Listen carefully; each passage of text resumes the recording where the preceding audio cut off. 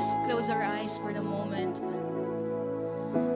You know, our God is the Lord Almighty. He is worthy. He is holy. He is righteous. He is the name above all names. And right now we are here to just lift up the name of the Lord and say, Lord, here I am, Lord God, and I just want to feel your presence, Lord. And you just come and move, Lord God, and just as, Lord, we lift up your name today. To just come and move, Lord God, in our lives, Lord God. Can we just sing a new song to Him for the moment?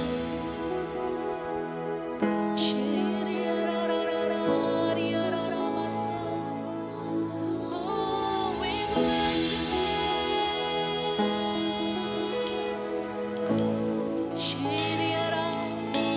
You are the Lord.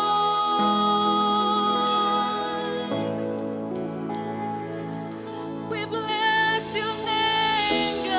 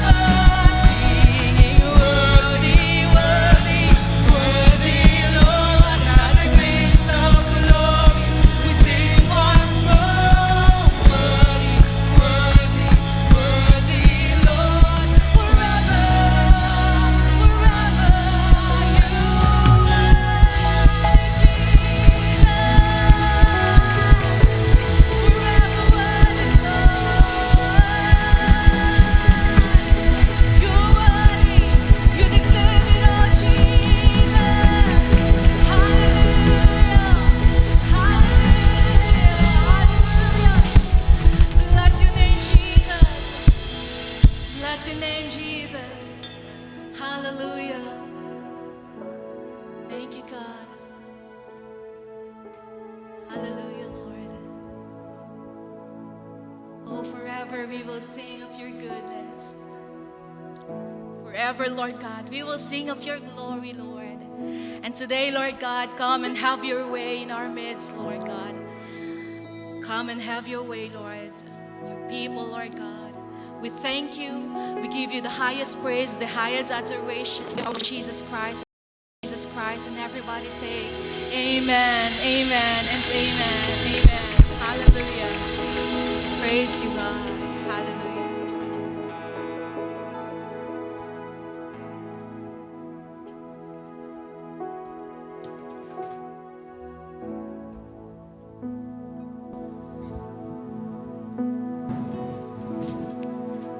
Amen. Hallelujah. Tunay nga po na karapat-dapat ang Panginoon. Amen po ba?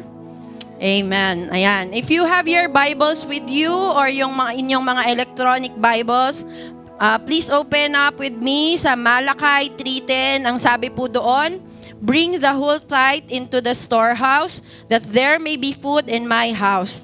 Test me in this, says the Lord Almighty, and see if I will not open the floodgates of heaven and pour out so much blessing that there will be no room enough to store it. Amen. So, kayo po ba ayaw nyo na buksan ng Panginoon? Sabi nga dito, di ba? Open the floodgates of heaven and pour out so much blessing. Ayaw nyo po ba nun? Ay, nako. Ayun, gusto na, may gusto pa. Akala ko lang may gusto. Kasi ang hinay, ayaw nyo po ba nun? Yun, syempre pare-parehong gusto natin nun. Pero sabi ng Panginoon, may dadalhin daw tayo sa kanyang storehouse. At iyon po ay ang ating simbahan. Ayun, sabi ng Panginoon, sabi dito, test me in this. Sabi ng Panginoon, itetest daw natin siya. Pero alam niyo po ba, ang tunay na tinetest ng Panginoon dito ay ang ating obedience. Obedience sa ating pagbibigay at katapatan sa Kanya. Amen. Let's pray. Lord, we thank you for this opportunity, Lord, to bring back all your goodness and faithfulness sa aming mga buhay. Salamat, Lord, for being so faithful with us sa lahat ng bagay, Panginoon. Although kami sometimes ay hindi nagiging faithful sa iyo, Lord. Turuan mo kami, Lord, dito sa area ng pagbibigay. Turuan mo ang aming mga puso na maging obedient sa iyo at hindi namin itetest ang kabutihan at ang iyong pagiging tapat sa amin, Lord, but we will be just obedient dahil ito ay sinabi mo. In Jesus' name we pray, amen and amen. Pwede na po tayong magbigay.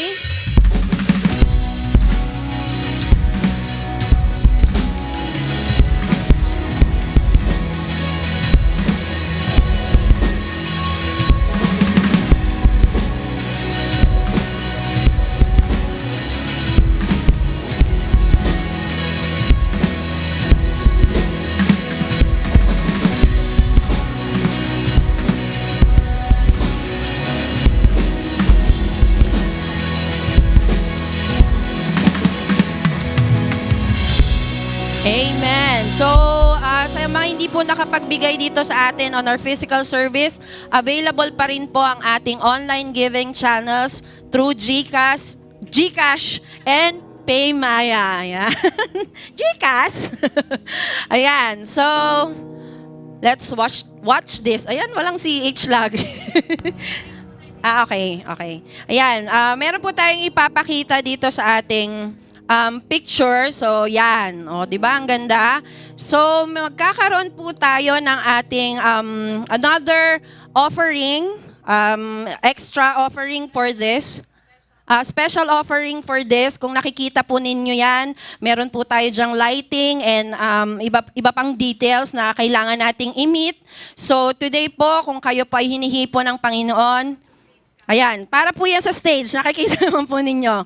So we're planning to go back dito sa ating stage before. So yan, nakikita po ninyo, napakaganda ng ating nais na ma-achieve. So we would like to partner with you po sa gawaing ito ng Panginoon. We pray na kayo po hipuin ng Panginoon today. So, hindi na po natin ito i-envelope. We will just want to ask a special offering today para po dito sa ating pinaplanong mabuong stage. And this is all for His goodness and glory. So, Yon, pwede pong tayong magbigay kung sino po ang hinihipo ng Panginoon ngayon para po maging partner kayo ng ating simbahan dito sa ating ginagawang bagong stage. So, yeah, you can drop po yung inyong mga... You don't have to put po sa extra envelope. Just drop po and we will know na this is for the stage na gagawin po natin.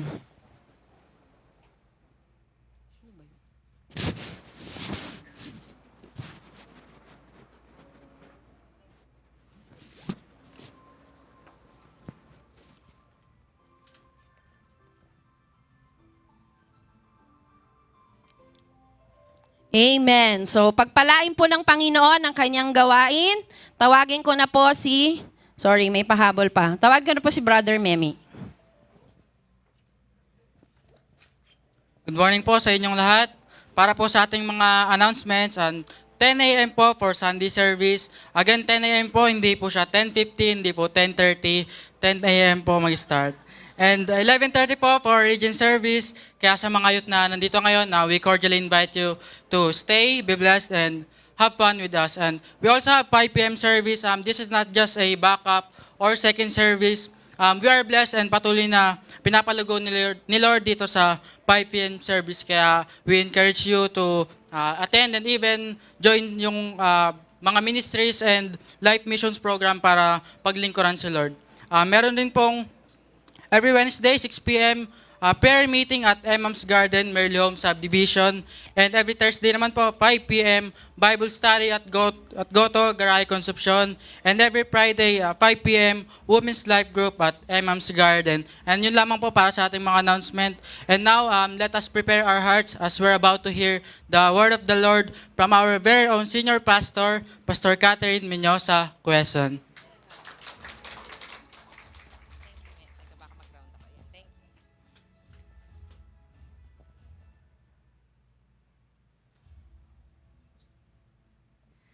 Amen. Good morning, everyone. It's such a joy to see you all here, and would like to acknowledge one of the house of the son of the house, Terry. Can you please stand and wave? Nako, yan ang, do you know Terry played for Singapore national team sa basketball sa SEA Games, my goodness. At nandito, pumunta po siya dito many years ago, nakailang balik siya dito. At siya po ay parang anak natin. Medyo maliit pa siya noon. He was shorter with the first time he was here. Bata pa po siya noon. At ang puso niya ay nakatali dito sa Marikina. Excuse us, Terry, for preaching in Tagalog, mainly in Tagalog, as you know, this will be our main language for this service. At sa totoo lang talagang nauubusan naman ako, diba? So yung nagsasabi na lang ako sa kanya para hindi niya masyadong mahalata na dumudugo na ilong ko. De, biro lang. We will dive in straight into the word today. We're excited for what God will do. Amen? Tumayo po muna tayong lahat. Can you just stand first and give the person next to you a high five? And let's pray. Lord, we thank you that you're going to invade this place. We ask, Lord, for your kingdom come, your will be done on earth as it is in heaven. We are excited, Lord, and expectant of what you will do in our midst. Tulungan mo kami, Panginoon, maging handa rin sa pagkilos mo. Salamat, Panginoon. This is your stage. This is your place. Ikaw, Panginoon, ang manguna. Gawin mo ang nais mo, Panginoon, sa araw na ito. Sa pangalan ni Jesus. Amen at amen. You may be seated. Gaya ng sabi ko, dire-diretso po tayo. Medyo umawak po kayo sa inyong mga upuan dahil bibilisan po natin ang takbo ng mensahe ngayong araw at bigyan natin ng panahon ng banal na Spiritong kumilos sa ating kalagitnaan. Marami sa inyo ang pamilyar sa kwento na aking babanggitin ngayon. It's a story that can be found in John chapter 5 in verses 1 to 9. Makikita po sa kwentong ito, hindi ko na babasahin ng buo, but I'll just tell you very quickly what the story is about. Ito'y kwento ng isang lalaki na naandon sa, kumbaga sa lengguwahe natin ngayon ay nakatambay. Lagi siyang nandoon, nakaupo sa isang imbakan ng tubig, or in English they call it a pool. ang tawag natin dito ay hindi pool, kundi parang somehow imbakan ng tubig. At naandon ang maraming mga tao dahil nag-aabang sila ng pagkilos ng Diyos. Because during that time, ang ginagawa ng Panginoon na himala ay kapag merong anghel ng himala, o let's say the Spirit of God will be there at gagalaw ang tubig. Pagka gumalaw ang tubig, ang sino mang maunang makapunta doon sa tubig ay magkakaroon ng kagalingan. Ano man ang kanilang hinihiling na himala ay kanilang makukuha. And the story that was presented to us is that there's a man o isang lalaki na lumpo, and he was lame for 38 years. Imagine niyo sa buong buhay niya, kumbaga parang pinanganak siya na lumpo. At araw-araw, hindi ko po alam kung paanong araw-araw siyang nakakarating doon. Maybe there are some people who help bring him there to the pool. Ang tawag po dun sa pool na yon is the pool of Bethesda. At lagi po siyang dinadala doon at naghihintay siya araw-araw ng pagkilos ng tubig. Unfortunately, pagka gumalaw ang tubig, he will not be the first one to get into the water. Laging mayroong nauuna at laging mayroong nakakakuha ng himala except him. And so one day, Jesus came into that pool. Dumating ang Panginoong Jesus. At ang sabi ng Panginoong Jesus sa kanya, nakita siya ng Panginoon dahil nga nalaman ng Diyos that he was there, every day. At 38 taon na siya doon according to the story of this man. Dahil kinausap siya ni Jesus, sabi ni Jesus sa kanya, gusto mo bang gumaling? At ang sabi ng lalaki, 38 taon na po akong lumpo. Araw-araw po akong narito. Ang sabi niya, walang maglulusong sa akin.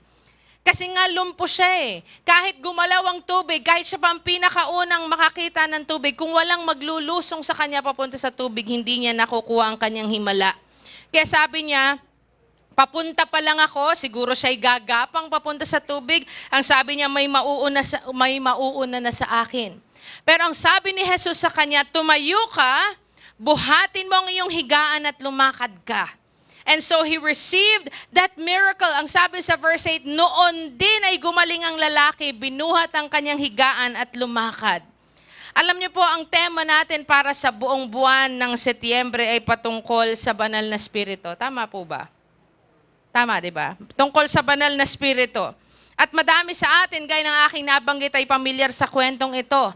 Napagaling ni Jesus ang isang lalaki na matagal nang may karamdaman, pero paano nating makikita ang banal na spirito sa kwentong ito? Ngayong araw po, gusto kong mangusap sa mga taong naririto ngayon na maaring pakiramdam ninyo para kayo yung lalaking nasa kwento. Yung lalaking nakaupo doon sa may imbakan ng tubig sa Bethesda. Gaya ng lalaking nasa kwento na palaging parang nalalampasan ng pagkakataon. Minsan ba ganyan ang pakiramdam nyo? Lahat na, sumulong. Ako hindi. Nalampasan na naman ako ng pagkakataon. Parang yung lalaking ito. Maaring ang pakiramdam ninyo ay gaya niya na naitutulak, nadadapa, at palaging nauunahan sa tagumpay. This message is for you. I want you to hear this out.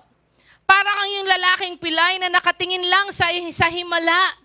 Nakatingin sa maraming himala na nangyayari sa paligid. Napapanaginipan mo naman ang iyong himala, na nakakamtan mo ang tagumpay sa iyong panaginip. Sinasabi mo din naman ito sa iyong mga labi, nagiging positibo ka. Pero tinatanong mo sa sarili mo, bakit parang hindi ko pa rin naaabot? Parang hindi ko pa rin nakukuha. Isipin niyo yung lalaki, nakatingin siya doon sa tubig araw-araw. Napipicture niyo po ba? As I share this story, tingnan po ninyo ito, parang imagine niyo nangyayari. Isipin niyo yung lalaki, araw-araw siyang nakatingin sa tubig. Para kung may gumalaw, sana may magdala sa kanya doon at mauna siya para siya magkaroon ng kagalingan. Pero isipin niyo, gagalaw na yung tubig pero bigla ka nakaidlip.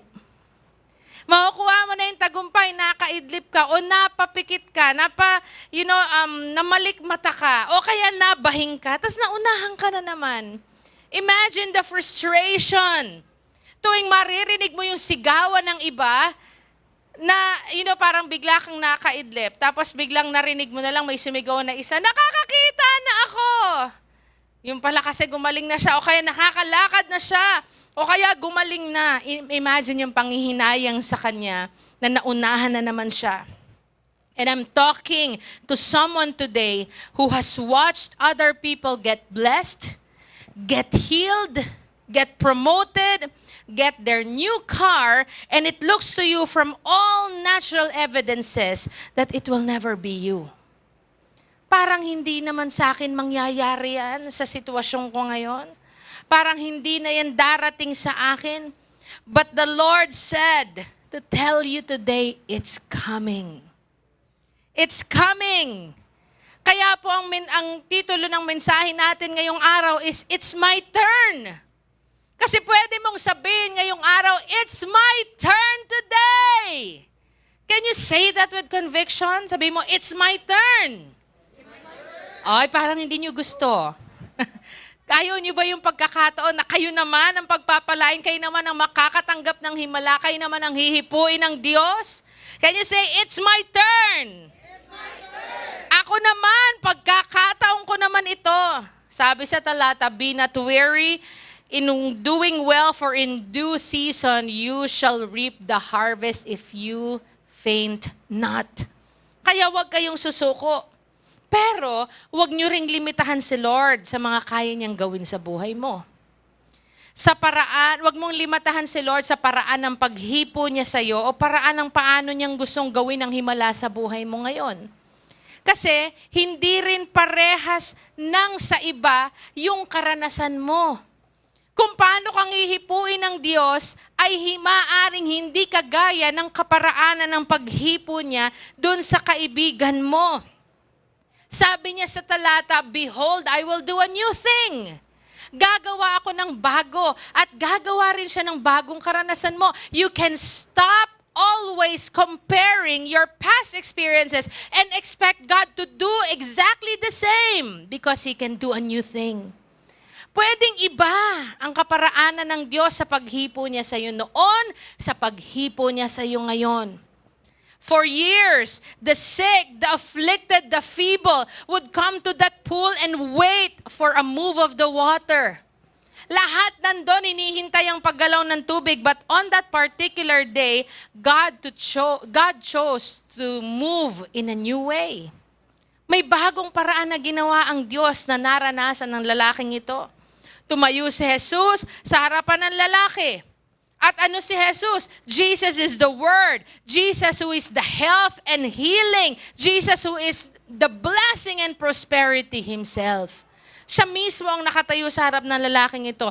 Jesus who is the full manifestation of everything He ever dreamed of ay nakatayo sa kanyang harapan ng araw na yon. Pero alam niyo yung lumpo, saan nakatingin? Sa tubig. He was still looking at the water, not on Jesus. Nakafocus siya dun sa tubig. Paanong gagalaw yung tubig? Paano akong makakarating doon? But you see, God is bigger than the pool. Mas malaki siya doon, mas makapangyarihan siya, at ang banal na spirito is not confined in the pool. Hindi lang siya doon gagalaw, may gusto siyang ibang pagkilos. And the reason why we can say today that it's my turn, pwede nating sabihin ngayon, ako naman, pagkakataon ko naman. Because the same Spirit who was in the pool is the same Spirit who is here today who wants to touch you. Gusto kang hipuin ng Panginoon ngayon. Alam niyo ba yung lalaki, muntik niyang hindi makuha yung kanyang himala kasi ang kanyang pananampalataya nakatuon dun sa tubig. Inaasahan niya ang kanyang himala ay dun lang sa tubig magmumula. Kaya he almost missed the miracle because it did not come in the way he expected it. Inaasahan niya pag gumalaw tubig, may nakapagdala sa kanya doon, he will receive the miracle. Nakatingin siya doon. Saan ka nakatingin ngayon? Yan ang tanong. Saan ka nakatingin sa kasagutan ng iyong mga panalangin? I know many of you, if not all of us, wants a fresh touch from God. Amen? You want a fresh touch from the Holy Spirit. Lagi natin panalangin, Lord, can you just revive this in me? Lord, hipuin mo akong ulit. Sino ang gusto ng paghipo ng banal na Espiritu ngayon? I'm so excited, you know? Alam kong may gagawing malaking pagkilos ang Panginoon ngayon. Alam ko yan din ang hinihiling nyo, pero ang tanong, saan ka nakatingin sa kasagutan ng iyong panalangin? Nakatingin ka lang ba sa trabaho mo na magiging solusyon? Nakatingin ka lang ba sa boss mo? Nakatingin ka ba sa doktor mo? O nakatingin ka ba kahit sa pastor mo? Nabigyan mo ba ng pagkakataon ng banal na Espiritu na kumilos sa kaparaan ng gusto niya sa buhay mo, hindi yung sa kaparaan ng gusto mo? Paano mo ine-expect na hihipuin ka ni Lord ngayon? Una, ine-expect mo bang hihipuin ka ni Lord ngayon? Sino rito ang nag-e-expect ng Lord, hipuin mo rin ako ngayon? Amen. Parang hindi nyo ine-expect. Sinong nag-e-expect ng paghipo? Come on, taas kamay. Ine-expect kong ihipuin ako ni Lord. Pero anong expectation nyo sa pagkilos ni Lord? Dapat ba nanginginig? Lord, pag hindi ako nanginig, hindi mo ako hinipo. May ganun eh. Akala nung iba, ay bakit siya nakiyak ng iyak? Talaga nanginginig. Nanginginig ng ganun. Ikaw nakatingin, Lord, hindi mo ako hinihipo. Baka yun ang naging limitation. Dapat ba puro iyak? Paano kung hipuin ka ni Lord with a different kind of joy and a laughter that you cannot contain? Paano kung may ganong paghipo si Lord na yung sa loob ng tiyan mo, parang gusto mong tumawa ng tumawa ng tumawa na wala kang paglagyan. And it can happen. Pero baka hindi ganon ang expectation mo, so you let God do His work. Let the Holy Spirit move according to how He wants to move. You know, when you need a miracle from God, you have to give God the latitude to use whatever means He desires to get it to you. Bigyan mo siya ng pagkakataon. Because if you're not careful, you can miss the glory. You can miss the blessing, the miracle you need simply because it doesn't come in the package that you expect it. Hindi ayon dun sa gusto mo. Minsan kasi panalangin natin ganito, Lord, bless me. But here's how I want you to bless me. At the timing that I want you to bless me. Tayong nagdidictate minsan sa Panginoon. Kaya yung lalaki, muntik niyang mamiss yung blessing niya kasi he was still attached to the pool. His breakthrough had actually come, but it did not come in the way he expected it and he almost missed it. Kasi naka-lock in pa rin siya dun sa experiences in the past na dapat ang may paggalaw sa tubig, may magtutulong sa kanya papunta ron, gaya nung iba, at nakakatanggap ng himala. He thought the only way he could get his breakthrough and his miracle was to get into the crowd. Push himself there. Maaring manipa ng iba, crawl, cry, and fight, and work his way to the pool. Pero, ang gusto ng banal na Espiritu, you don't have to struggle. I will touch you. At yun ang gusto, it comforts us. Na Lord, wala pala akong kailangang gawin. I just need to receive. I just need to receive. I just need to be in the position to receive. You don't need to kick and crawl and fight your way through. Because God wants to touch you. His ultimate desire ay hipuin ka, pagpalain ka, yakapin ka, puspusin ka ng kanyang espiritu. Hindi niya maintindihan that it will be as simple as just receiving. So you see, just receive today. It's as simple as that. Lord, I receive. Your miracle, your blessing, and your breakthrough is here because the Holy Spirit is here. And His desire is to touch you. And so I want to encourage somebody who is in the verge of quitting.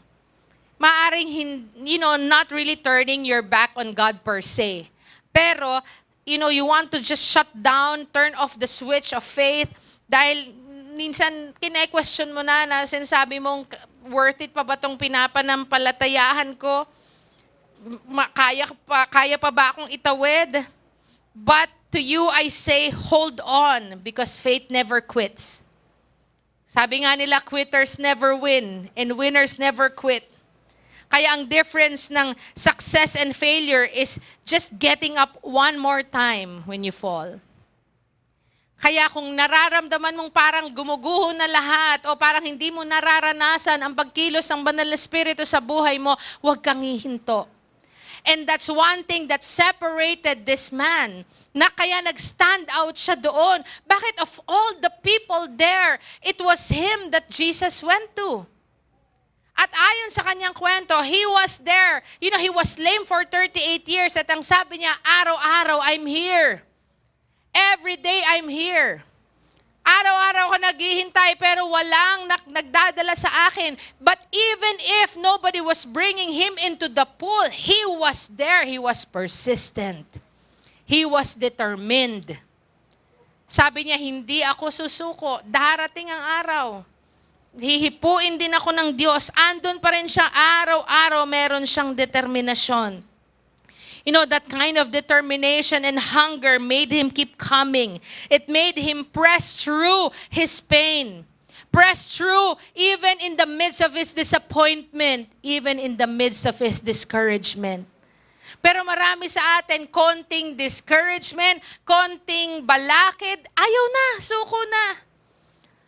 Lord, yung iba nahipo, ako parang medyo nahihiya. Natingnan ako nung katabi ko, ayoko na Lord, hindi na. Ayoko nang tanggapin yung pagkilos mo, baka hindi mo talaga ako inihipo ngayon. Iba yung level ng determinasyon na lumalaban ka sa buhay. Ang tawag nila dyan sa English is gumption. But, you know, gumption is one level, but another one is gumption with the unction of the Holy Spirit. Pag may paghipo, sabi sa talata, you shall receive power, unction. You shall receive unction, or you shall receive power. After that, the Holy Ghost is come upon you. Makakatanggap ka ng kapangyarihan, makakatanggap ka ng paghipo ng banal na Espiritu. Araw-araw siyang nandun. Ang tagal niya doon. Hinihintay ang paggalaw ng tubig, hindi siya sumuko. Pero gumising siya isang araw na yun na, gumising siya, maaaring gaya ng mga nakaraang araw, he thought it's just going to be the same routine. Dadalin siya doon, mag-aabang sa tubig. Ang hindi niya alam, yun na yung araw ng kanyang himala. He had been a long time in that case, but he never gave up. Gumising, akala normal, akala yun pa rin mangyayari. Ang hindi niya alam, yun ang araw ng kanyang himala. Nung araw na yon, ang araw ng paghipo sa kanya ng Diyos. And today is your day. The day is a day that you can say, now it's my turn. Ang dami ko pang gustong i-share. But I know, walang ibang makakapantay sa personal na paghipo ng banal na Espiritu. So I just want to leave this out. Ang haba pa ng notes ko. But I just want to call the worship team here. And I just want the Holy Spirit to do His work. Baliwala ang lahat ng sasabihin ko dito kung hindi nyo mararanasan ang pagkilos ng Panginoon. But like what I said, how do you expect Him to touch you? Because He can touch you in a different way. Hindi dun sa nailagay mo sa iyong pag-iisip ng paano kang hihipuin ng Lord. Pero ang mahalaga dito is nandun ka sa posisyon na sinasabi mong, Lord, I want to receive. Lord, it's my turn. Lord, alam ko, hihipuin mo ako ngayon. Do you want a fresh touch? Gusto niyo ba ng bagong hipo sa Panginoon, bagong pagkilos? Na meron kang matatawid sa buhay mo, meron kang malalampasan because of the experience that you will have today.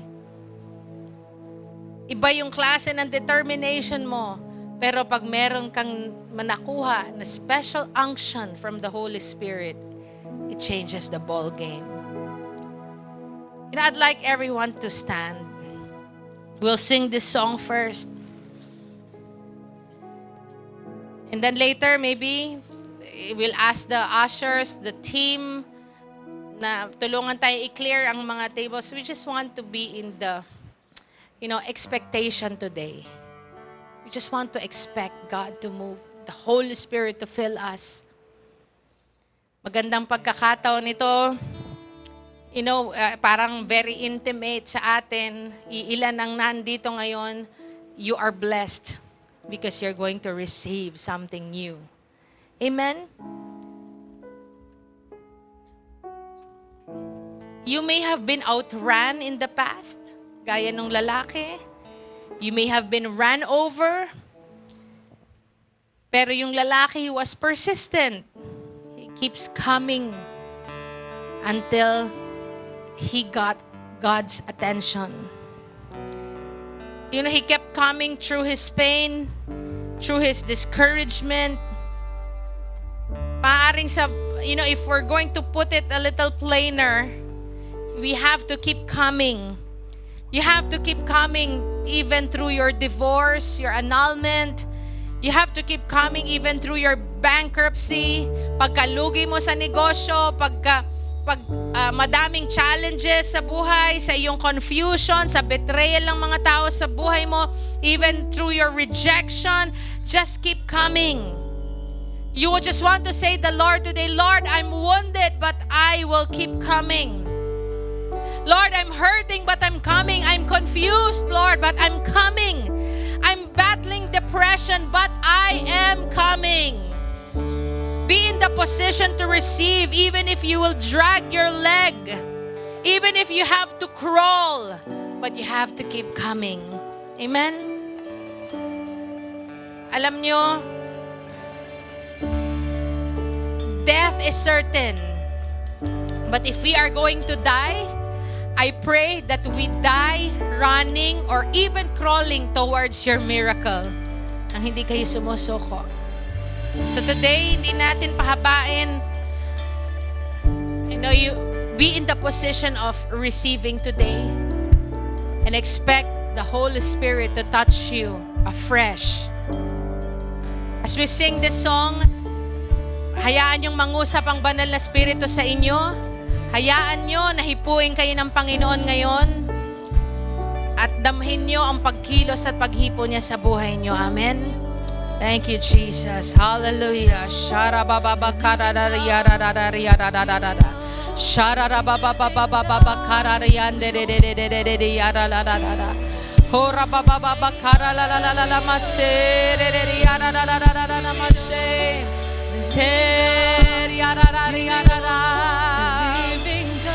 Hallelujah. Come on, those who want a fresh touch from Him today, come and run to the altar. Come and say, Lord, I want the touch. I want the touch. I want the touch, God. I want the touch from you. Fill me, Lord, afresh. I want to experience that again, Lord, and I will keep coming. I will keep coming.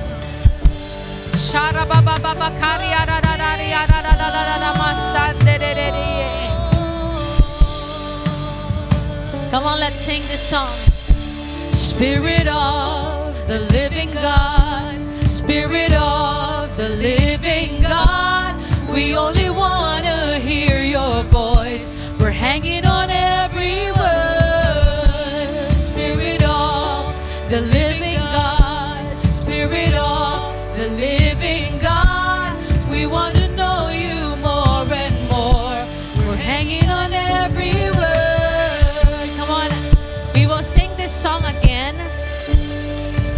And I really want us to understand ano yung sinasabi ng mensahe. At yan ang ating maging panalangin ngayon. Spirit of the living God, we want to hear your voice today. We want to hear your voice. We want to know you more and more. The Spirit wants to reveal Himself to you. He wants to touch you. Kahit pakiramdam mo, hindi ka nararapat, He wants to touch you.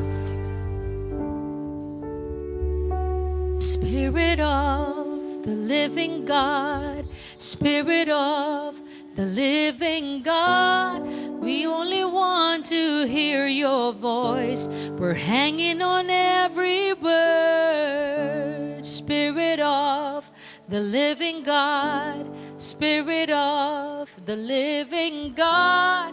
We want to know you more and more. We're hanging on every word. Spirit of the living God, Spirit of the living God. We only want to hear your voice. We're hanging on every word. Spirit of the living God, Spirit of the living God. We want to know you more and more. We're hanging on every word. 'Cause when you speak and when you move, when you do what only you can do, it changes us, it changes what we see and what we seek. When you come in the room, when you do what only you can do, it changes us, it changes what we see and what we see.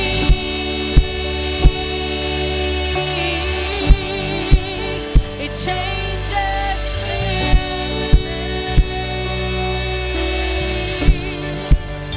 Spirit of the living God, Spirit of the living God, Spirit of the living God.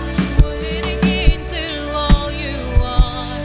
Everything else can wait. Spirit of the living God, Spirit of the living God. Come now and breathe upon our hearts. Come now and have your way. When you speak and when you move and when you do what only you can do, it changes us, it changes what we see and what we seek. When you come in the room, when you do what only you can do, it changes us, it changes what we see and what we seek. When you speak, when you move, when you do what only you can do, it changes us, it changes what we see and what we seek. When you come in the room, when you do what only you can do, it changes us, it changes what we see and what we see.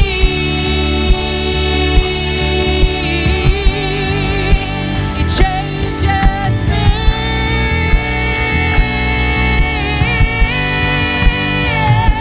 Changes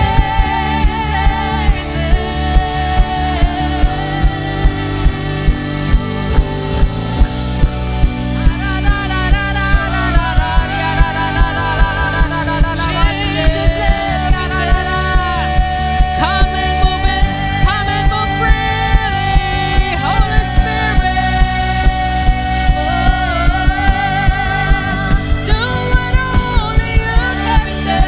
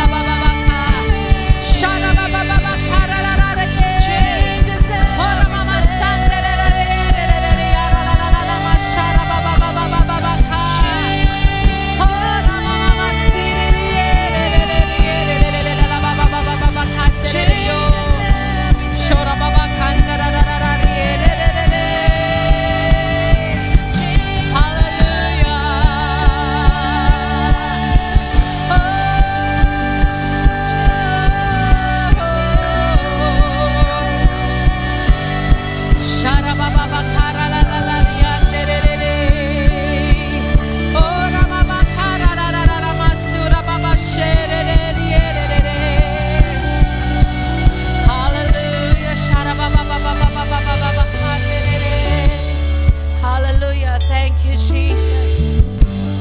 Hallelujah. Hallelujah.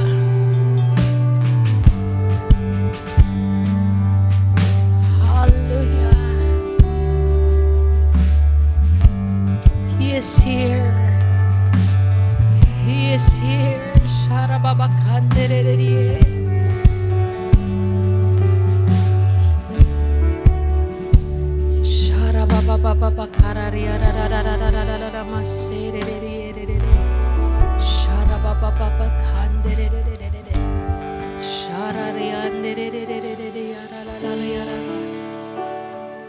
Yes, Lord, do what only you can do.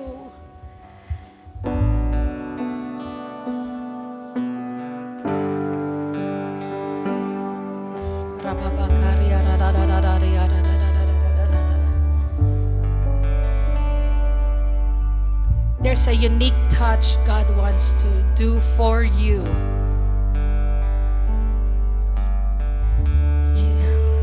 We don't need to lay hands on you. I know it's Him who will lay hands on you today. Come on, you can stretch your hands if you like. Pwede kayong magpatira pa kung nais nyo. Cry your heart out. He is here.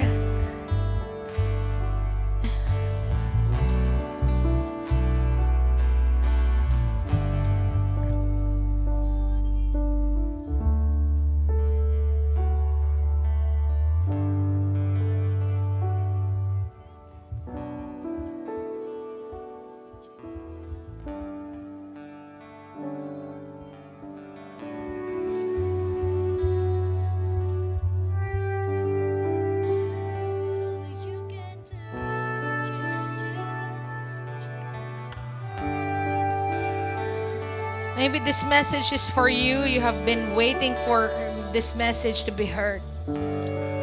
That He can turn your situation around.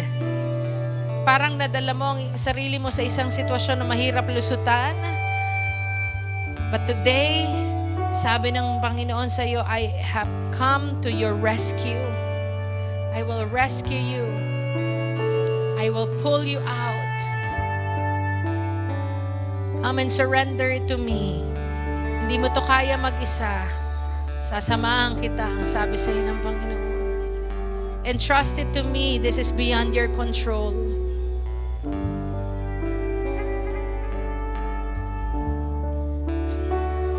Hallelujah. Receive today, receive. God can see those whose hearts are willing to receive today. The Holy Spirit wants to fill you. I feel like He is going around with this vessel, and every empty vessel that He sees, He's pouring out, is pouring out, is pouring out. You can, be in the position today and say, Lord, eto ako, walang laman. Can you just fill me again? Lord, fill me. Fill me.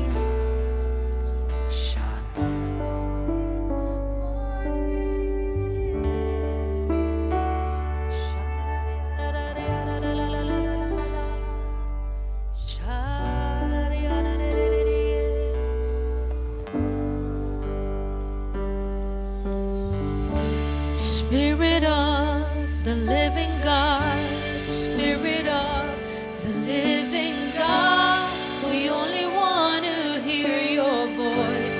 We're hanging on every word. Spirit of the living God, Spirit of the living God, we want to know you more and more.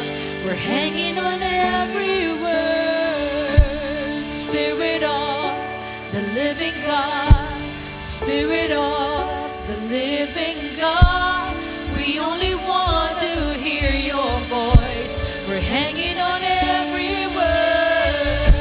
Spirit of the living God, Spirit of the living God, we want to know you more and more.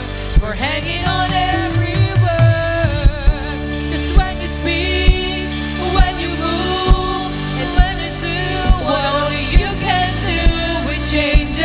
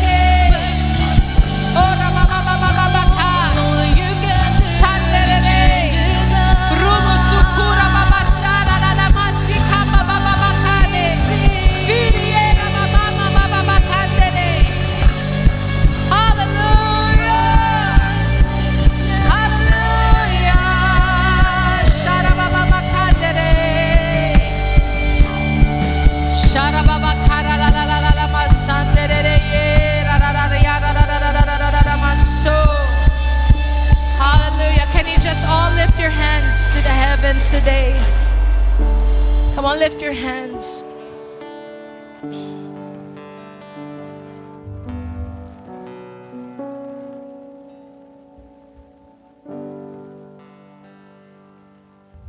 According to what you have asked, receive it today. In the level that you ask, in the level of your persistence, in the level of your hunger, is going to meet you. As your hands are stretched, receive. Receive it, receive it.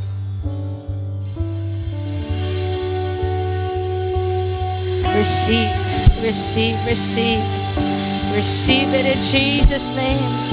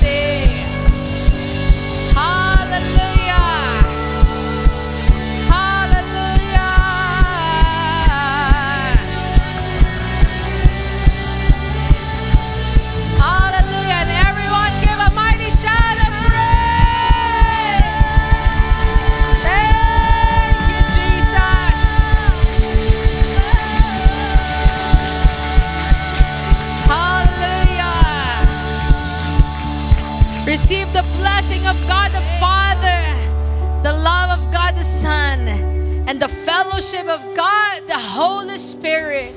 In Jesus' name, amen and amen. Hallelujah. Thank you, Jesus. Amen.